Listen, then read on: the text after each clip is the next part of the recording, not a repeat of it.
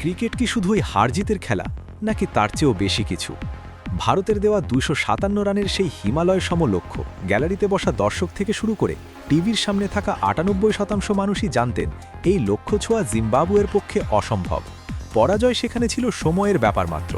কিন্তু জিম্বাবুয়ে এই ম্যাচটি হারতে নামেনি, তারা নেমেছিল লড়তে।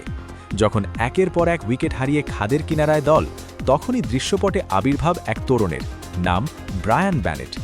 ক্রিকেটের ব্যাকরণ মেনে হয়তো স্কোরবোর্ড তাকে বিজয়ী ঘোষণা করেনি, কিন্তু তার প্রতিটি শট আর জেদি চাহনি বলছিল অন্য এক গল্পের কথা। সব জয়কে শুধু রান চেস করেই হয় বোধ হয় না। জিম্বাবুয়ে সেদিন অল আউট হয়নি, এটাই ছিল তাদের প্রথম জয়।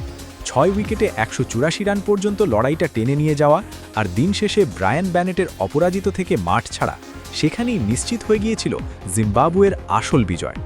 ক্রিকেটের এই রহস্যময় সৌন্দর্য এখানেই, যেখানে স্কোরবোর্ড হারলেও মন জিতে নেয় লড়াকু সৈনিকেরা। চলমান টি-20 বিশ্বকাপ যেন আগের সব আসরকে ছাড়িয়ে যাচ্ছে। প্রতিটি ম্যাচেই জমাট বাঁধছে রহস্য, তৈরি হচ্ছে নতুন নতুন ইতিহাস। অনবদ্য, অসাধারণ আর রোমাঞ্চে ভরপুর এই বিশ্বকাপ আমাদের মনে করিয়ে দিচ্ছে মাঠের লড়াইটা শেষ বল পর্যন্ত কতটা উপভোগ্য হতে পারে। এই অবিশ্বাস্য লড়াই আর হার না মানা মানসিকতার জন্য ব্রায়ান ব্যানেট আর পুরো জিম্বাবুয়ে দলকে জানাই বিনম্র শ্রদ্ধা। ব্যানেট, আপনি শুধু রান করেননি, আপনি কোটি ভক্তের হৃদয়ে নিজের নামটা বীরের তালিকায় লিখে নিয়েছেন।